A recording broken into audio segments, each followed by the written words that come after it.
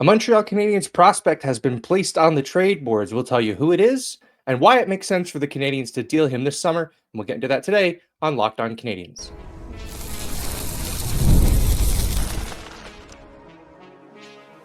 You are Locked On Canadiens, your daily podcast on the Montreal Canadiens.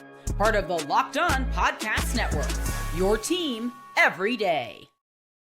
Hello, everyone, and welcome into episode 1321 of Locked On Canadiens. Thank you for making us your first listen of the day and for subscribing wherever you get your podcast. Doing that ensures you don't miss an episode, and it supports us here on the show. Today's episode is brought to you by FanDuel. Right now, new FanDuel customers can get $200 in bonus bets if your first $5 bet wins. My name is Ian Boisvert, also known as @MaybeIt'sIan, and I am joined, as I always am, by the incomparable Laura Saba, also known as the Active Stick. Laura, we are back. The Laval Rocket were unfortunately back in all of the worst ways on Sunday afternoon. How are we feeling heading into a new week here on Locked On Canadiens? About Laval in general, or about the future of Montreal? Well, I think that's interesting because that's kind of how I want to focus the conversation about the Laval Rocket, right? Is putting that into the context of this rebuild and trying to understand if it changes the way we feel about any of this. So hold that thought. We will get to that because I think I did not broach this subject with you before we started recording. So the fact that we are already locked in is helpful for how this conversation will go. So we'll talk about Laval down 3-0 in their Eastern Conference Final Series against the Charlotte Checkers after a 5-1 loss in which they looked downright horrible once again. We'll get into that. Some other questions we have about the rebuild and the players involved in it. Rumour Roundup is back. Was this the third straight episode with Rumour Roundup? The hat is getting worked in already this summer. Logan Mailloux has been added to some trade boards by some pretty reputable folks. So we'll talk about whether or not that makes sense for Montreal, as well as Nikolai Ehlers potentially wanting to come to Montreal. That'll be a quick one, but we'll cover that as well.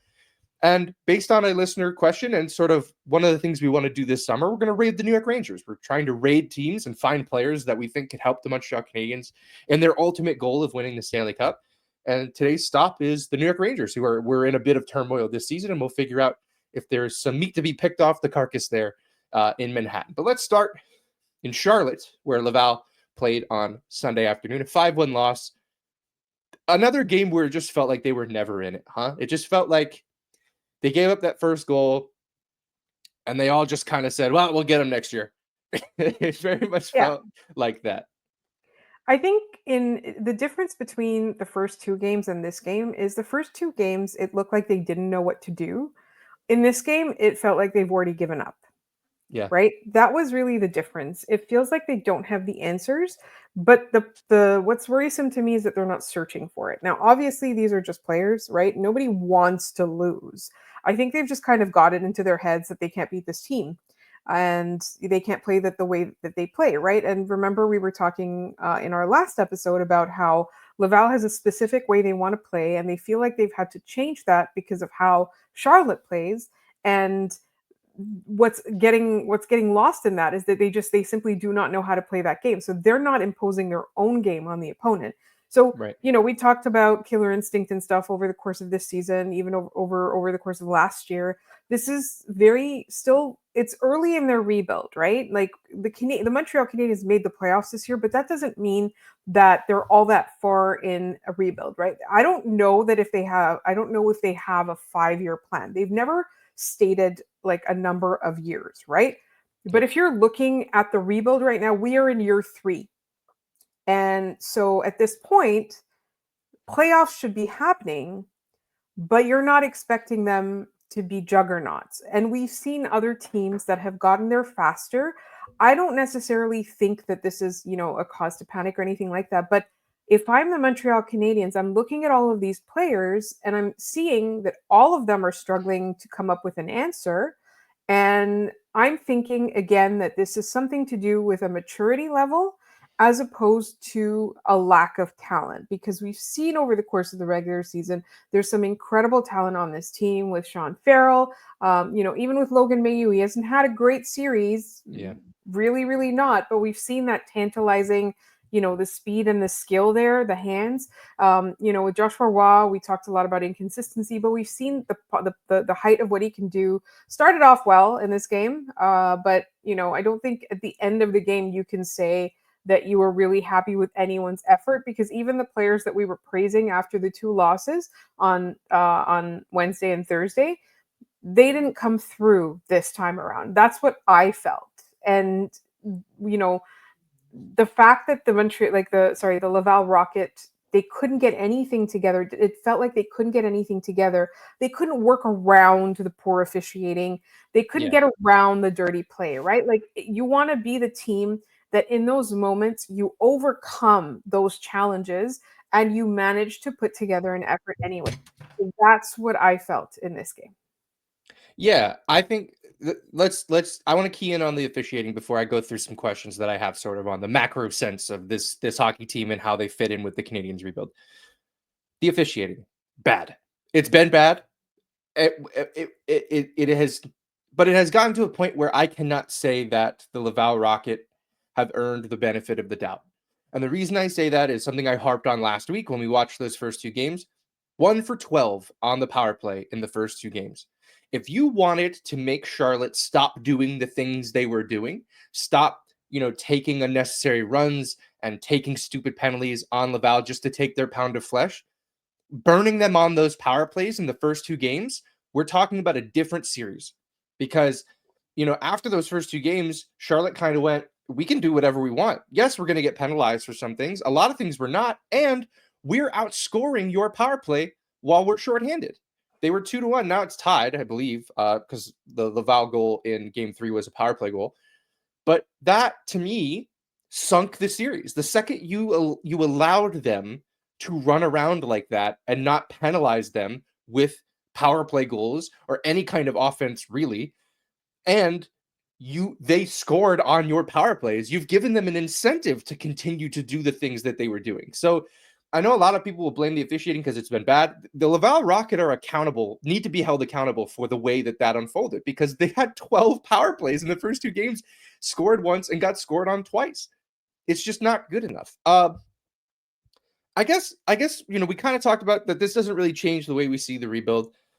Whose stock on this team has fallen the furthest, though? Like, who are you looking at and going, man, my opinion of you has shifted dramatically in a negative way since this series started? I think honestly, it's got to be Logan Mailloux. Yeah. And it's because you're watching him get beat too many times. Yeah. Yeah, there was a goal in Game 3 where he was the puck was sitting in the slot and he was going to it, and a guy just outmuscled him and lifted his stick, and Mailloux just kind of glided past it and didn't really do anything about it. Those are the things. For me, I'm going to say a guy that hasn't even played, and that's Phil Machar, because we know he's healthy and he hasn't played. This is a first-round pick that he can't even crack this lineup, especially with all of the injuries that they've had going on. I think a lot of that's his size and the fact that he probably wouldn't be able to compete in a series like this, but it kind of shifts the way that I think the Canadiens think about this player. Like, if we can't look at you as a guy who can go in these moments, when can we do that? Right. Like, I'm curious about that player's future in Montreal. Has anyone helped their case? Have any of these players? I was going to say Engstrom as well, because the first 2 games I thought he was probably Laval's best player. Mm-hmm. He wasn't great in Game 3, and then he did get hurt and leave the game, so that's unfortunate. But I was going to say Engstrom as well. And funny enough, I think Waugh. I think Waugh has done enough in the last few games where you go, okay, this guy's helped his stock. A little bit, yeah. I don't know that it changes the way that the team looks at him moving forward, because it is just a couple games, right? And it's just a couple games the other way too with Mailloux, right? Yeah. I'm not burying the guy because he had a bad series. He had a bad series. That is what it is. Yeah, but I think for me the problem is that the one knock on him has been his decision making defensively, right? Yeah. And we've always said that he's got the skill. We've always said that he's got the the hands, he's got the skating, he's got the size, all of that stuff. But the decision making is the problem, and the fact that it's come up so much in this series means that he hasn't done enough to shed that. Yeah, it could have been a series where we looked at him and he wanted to prove people wrong, and instead he kind of reinforced our greatest fears about this player, right? Which is like, as a prospect, the one thing you don't want to do is say the haters said I couldn't say this, and you got to hand it to them. The haters were right. That's the one thing as a prospect you cannot do. And every time I sit down to watch this player, we see those things continue to happen. So we'll leave the Laval talk here. When we come back in our second segment, we have Rumor Roundup, and Logan Mailloux is front and center once again in a very interesting way. So we'll get into that in just a second here on Locked On Canadiens. The NBA playoffs are in full swing, and every night delivers highlight-worthy performances, major momentum shifts, and can't-miss moments. Whether it's a game-winning shot or a breakout player, there's never been a better time to get in on the action. FanDuel makes it easy to stay in the game before tip-off and live. With player props, performance trends, and same-game parlays, fans have more ways than ever to play smart and win big. The NBA Finals get underway this week. The Pacers come in as heavy underdogs at plus 530 to win the series, and the Thunder's Shai Gilgeous-Alexander is the favorite to win the Finals MVP at minus 550. Want to get in on the action? These odds are live on FanDuel right now. New to FanDuel, it's the perfect time to sign up. Head to FanDuel.com and place your first $5 bet. If it wins, you'll get $200 in bonus bets. Make every moment more with FanDuel, official sports betting partner of the NBA. All right, we are back. I have to do a quick change here. I have to put my hat on because it is Rumor Roundup time, Laura. We're back. We've the summer has started in a very positive way for this bit. We get to do this bit a lot right now, which is really, I've been staring at this hat in my closet for the last few months, and we get to break it out. So very excited. I know you had said we're going to get plenty of views, and I kind of thought for a second, I was like, what if we don't? And I started to give in to my greatest fears of not being able to do a bit. And here we are. We get to live our best life with this bit. Let's start with Nikolai Ehlers' entrance into the Rumor Roundup sphere. Jannik Hansen was on Vancouver radio, and I believe they played together in the NHL, but they also played together. They're both from Denmark, so they're both Danes. That's how they know each other. Nikolai Ehlers was Jannik Hansen was asked if Nikolai Ehlers would come to Vancouver, and he said that Ehlers would rather pick Montreal before Vancouver. He's good friends with Patrik Laine, which is well known. Playing in Canada does not scare Nikolai Ehlers. He likes that pressure. Last year in 69 games, he had 24 goals and 39 assists for 63 points. He had a really good season last year. He's coming off 7 years at $6 million per season. Not a great playoff performer. This last spring was his best in the playoffs by far. Not a great playoff performer, but then again, who in Winnipeg is? Yeah. I feel like every spring we're talking about that team not doing well. Right, because of this player we relied on who didn't get it done. Yeah. And usually it's Connor Hellebuyck. Yeah, exactly. Connor Hellebuyck is the goaltending version of Austin Matthews. I will die on that hill. Like that is that player. Both of them are also on America, which leads me to believe that team will never really accomplish much with those guys on it. But neither here nor there. I mean, they did win the World, but neither of those guys were there. Yeah, that's what I mean. Right? Like neither of those guys were there. They were both there at Four Nations. Matthews had a quiet tournament, and Hellebuyck was fine until the game that he needed to win. Anyway, this isn't about the Americans. This is about Nikolai Ehlers, a player that admittedly I love. Yeah, I love watching Nikolai Ehlers play hockey. I think he's an incredibly smart player. I think he's so skilled. He's 6 foot, 172 pounds, 29 years old, hitting UFA. What are your thoughts about Montreal signing this player? Admittedly, a winger, right? Not a center. I know we're all looking at centers. A winger here in Nikolai Ehlers. What are your thoughts? I mean, you look at, who let's say they get a 2C or Kirby Doc works out there, right? Alex Newhook is going to be the winger unless you get an upgrade. So the question I will ask myself is that an upgrade?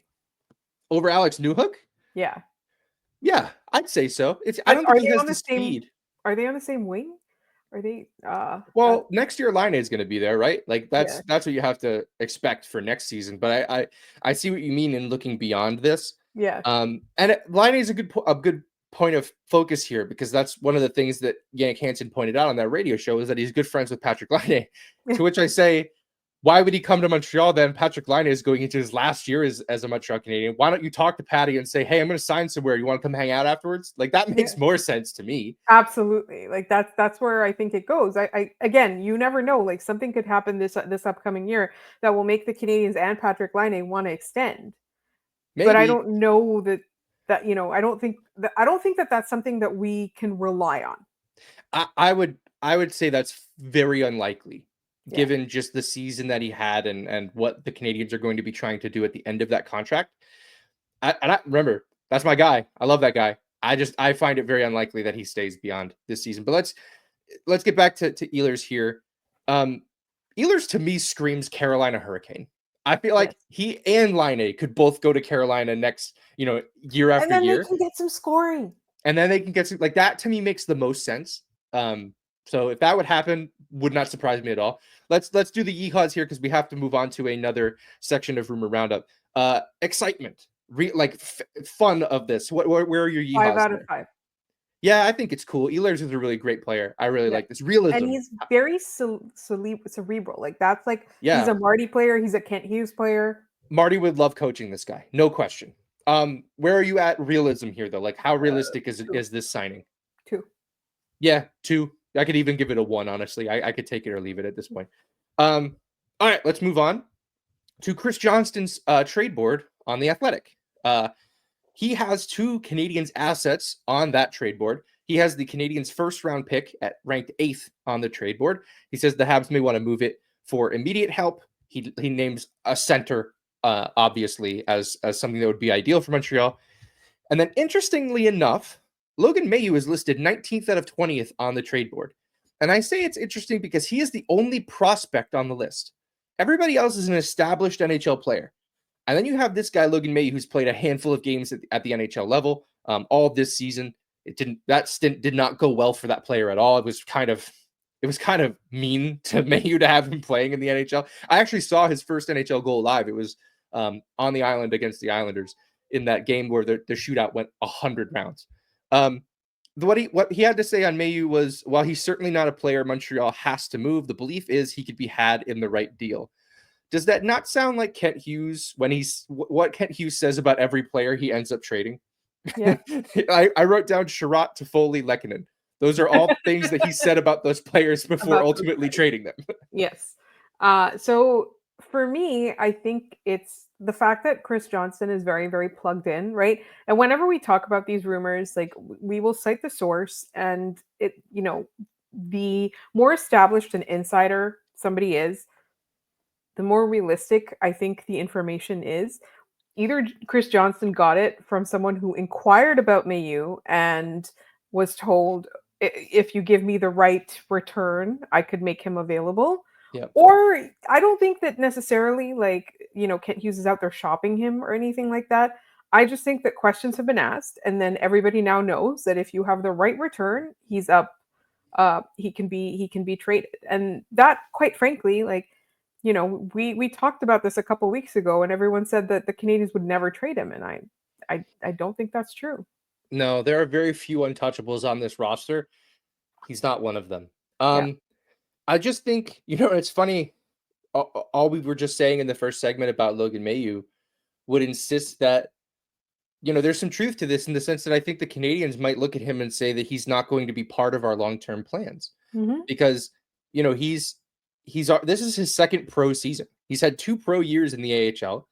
Yes, he did not play a lot of hockey in junior due to his, the things that he did to himself. So that to me, I know a lot of people well, he hasn't played a lot of hockey. Well, that comes with the player, right? We cannot take that apart from our analysis of this player. I just think that, and I've thought this about this player for a little while now. He has tools that are attractive. His shot, his physicality are weapons. Both of those are weapons that any team trying to build a hockey team would look at and say, hey, we need those things. The problem is that the rest of his game isn't there. And it just becomes a matter of how comfortable are you trying to fix those problems, or just being comfortable knowing that those problems will always be there. Does the good that he does outweigh them at an NHL level? And I think the Canadiens are really questioning whether or not that's true. And I think, if Montreal were to move Mailloux and a first, they might be able to get a really consequential center from a team who needs a right shot defenseman. Yeah, absolutely.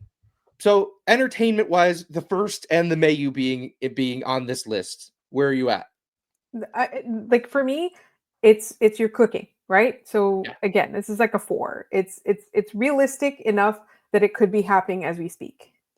Yeah, the realism playing into the entertainment aspect of it is right there, right? The fact that this is realistic, which means it's like 100 out of 5 yeehaws for realism, it means that it's more entertaining to me because it's not, there's less hypothetical here. It's more, hey, this could actually happen. And not only actually happen within like a couple of weeks, right?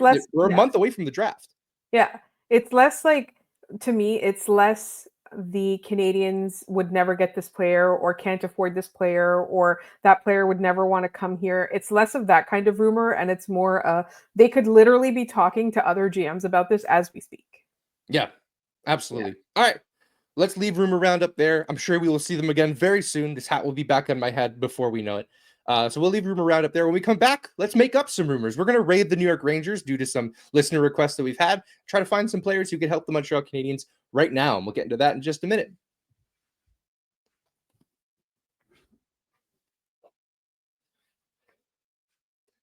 All right, we're back. That costume change worked a lot better this time. I had a second to collect myself and make sure that we were able to do that right. Last week for our mailbag, listener Nathaniel Ehlers asked about potentially the Canadiens acquiring a Chris Kreider or Alexis Lafreniere or some other New York Ranger, because I think people are right to be looking at that team. We don't really know what the Rangers think they're going to be moving forward. So let's do what we set out to do at the beginning of the offseason, which is let's try to raid all of the teams in the National Hockey League to find some players the Canadiens could have. And odds are we'll get one of them right. At the end of this, we can go, see, we found that player. We knew that was going to happen. Let's start with the names that Nathaniel listed. This one's going to be a short one. Chris Kreider. Laura, your thoughts? No. It's not even it's not even a not forgiving thing. It's nothing like that. It's literally this man had one good year and everyone thought he was a superstar, right? He's an average enough player. Like the size and weight are tantalizing for sure. He's 34 years old. Yeah. Right? We've already got old guys. We don't need that. Yeah, the best is behind him. Yeah. Yeah. And again, like he had like one phenomenal season. Everyone started acting like he was Austin Matthews level. That was like, it was him and Mika together, you know? Yeah. Yeah, it was. And I think, you said the emotional aspect of this aside, screw that. The emotional aspect of it included. I think that it, emotionally and rationally, a hard no for me. I don't want to touch that player at all. The other name listed here, Alexis Lafreniere. Yeah. 12-point dip this season from his breakout last year, but then again, it wasn't a good year for any of the New York Rangers. They really struggled all year. He's 6'2", 196. He's making $7.45 million until 2032. He fits with the core of the Canadiens at 23 years old, but why would the Rangers want to move in Alexis Lafreniere? Like, why would that make sense to them? That is my big question, is that they would need to be getting something phenomenal in return. And I don't know that, I don't know that they wouldn't ask for Canadiens untouchables. Yeah. I mean, like, there's no package of those 2 first-round picks that they have this year, plus that the Rangers say, yeah, that makes sense. Yeah. Unless they're fully tearing it down. But even so, that's a 23-year-old. Like, that if you're tearing it down, that's one of the guys you keep. Yes, exactly. It's not like a Kirby Dach where they traded, the Blackhawks traded Kirby Dach when he hadn't shown anything. We've already seen Lafreniere's breakout season. Yeah. I think this player, they're Montreal Canadiens fans and media, and they're always going to be asking, hey, can this guy come to Montreal? Because it's just, that's the name recognition. I ask it a lot. Yeah, and we will probably continue to ask it, but at this point, it doesn't really make a lot of sense. The one name that I found, well, I should say 2. Mika Zibanejad was one, but we did him on an episode of 2C or Not 2C already. Very much like that player. Very much think he fits with what the Canadiens would be trying to do. Mm-hmm. Makes a lot of sense to me, so we don't need to relitigate that. The one player that I looked at and thought, man, I would kill to have that guy, is K'Andre Miller. 6'5", 209 left shot defenseman. He's a restricted free agent right now. The Rangers also have Zach Jones and Matt Robertson as free agents left to sign as restricted free agents. And next year they have Braden Schneider, who's a restricted free agent, young right shot defenseman. So I would imagine he's going to cost just as much, if not more, than K'Andre Miller. Could be an offer sheet target. Would be surprised if Montreal is the one to fit that offer sheet. My one concern is that he plays the left. Mm-hmm. And Montreal has too many guys on the left. Hudson, Gooley, Jacques Struble, Matheson will be on the left side next year. What are your thoughts on K'Andre Miller? I really like this player. I think he fits with what the Canadiens would want to do, but where are you at on K'Andre Miller? So I've had my eye on him for a little bit. So for For me, I know he had a down year. Like this past year wasn't his best, Him and but everybody else wearing that jersey, man. yeah. Like the New York Rangers were an absolute mess this year. I think that there's something about his game that feels like it would match up well against those tougher teams that we're worried about. Absolutely. And that's what really attracts me to this player. I did kind of bring him up at some point. I think it was a mailbag question when you were away or something like that. Like I did kind of bring him up, and there wasn't that much resistance to it actually. A lot of people were like, provided he doesn't have a year like last year's, he could be a fit. But as you said, what we're missing is the right shot. Yeah, I think that's going to be not necessarily a problem for the Canadiens. It's a good problem to have. They have a lot of left shot defensemen that they want to play in the National Hockey League. There's only 3 spots in any given game for that, though. Yeah. So that's the challenge. With a guy like Matheson going into the last year of his contract, first of all, I think the Canadiens would want to keep Mike Matheson. I can already hear our listeners groaning and rolling their eyes and being upset about that. They value this player. He has been a valuable player. He's been an incredible teammate for these guys. Lost his top spot on the power play, didn't complain once, became an incredibly effective penalty killer. In fact, one of the penalty killers they leaned the hardest on. Telling you guys, when this guy leaves, you're going to miss him. Like I genuinely believe that, and we're not going to know that until he's gone. Yeah. But with that said, the Canadiens are going to have to start preparing for his departure should he leave at the end of this season.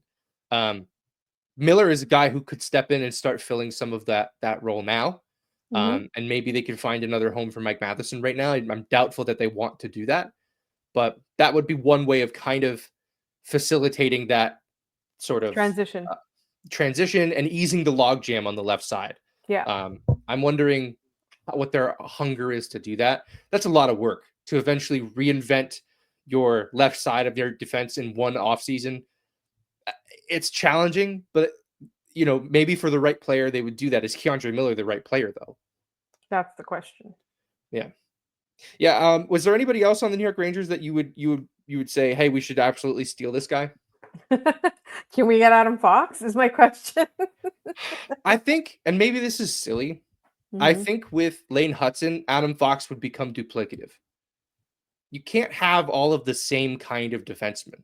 You can't have the same guy, yeah. To me anyway, like it would be you shouldn't have that guy on here twice. I'm trying to think of somebody else that would be worth going after here. I'm trying to remember where's Vincent Trocheck. Is he still in New York? Yes. Why is he not showing up on their cat friendly? Anyway, Vinny Trocheck would be somebody who you could bring in as the second line center to ease, the Michael Hages into the world.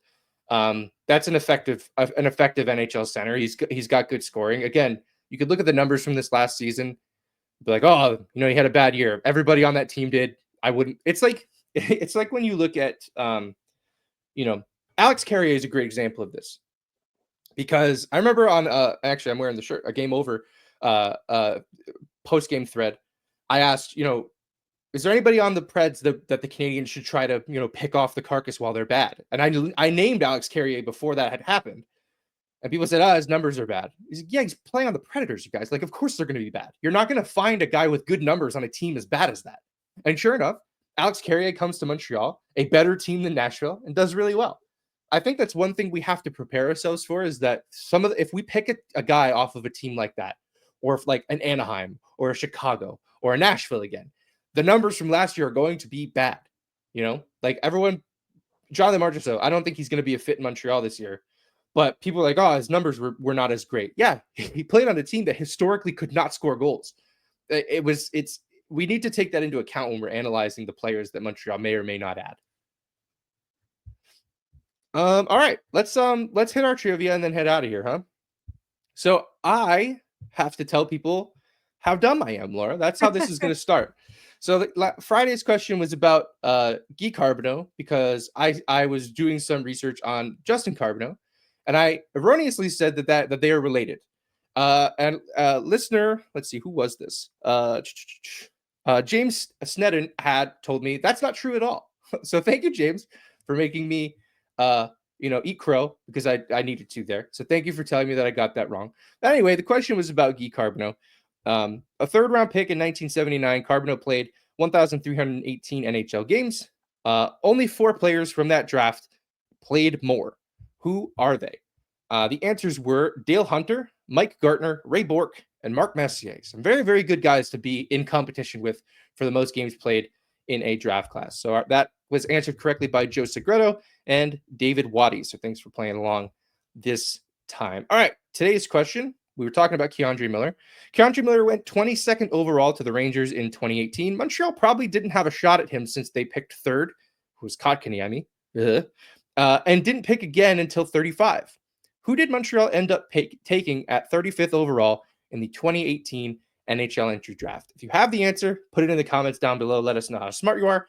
We'll give you a shout out on the next episode of the show. And that's going to do it for us today on this episode of Locked On Canadiens. Thank you so much for tuning in and making us your first listen of the day. For your second listen, check out the all-new Locked On NHL Game Night. Every game, every night until a Stanley Cup champion is crowned. We're running out of time on that one. The Stanley Cup final starts this week.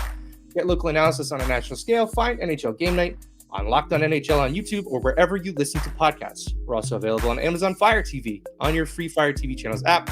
Click the Montreal Canadiens logo in the hockey section. You can watch all of our episodes there as well. We are posting on social media at Locked On Canadiens, Blue Sky, Instagram, TikTok. Come hang out with us there. Send us your mailbag questions. We do a mailbag every Friday. We try to get to as many as we can. If we don't get to them on Fridays, we turn them into full segment ideas over the following week. You can find me at Maybe It's Ian. You can find Laura at The Active Sick. Thanks so much for tuning in. We'll see you guys tomorrow.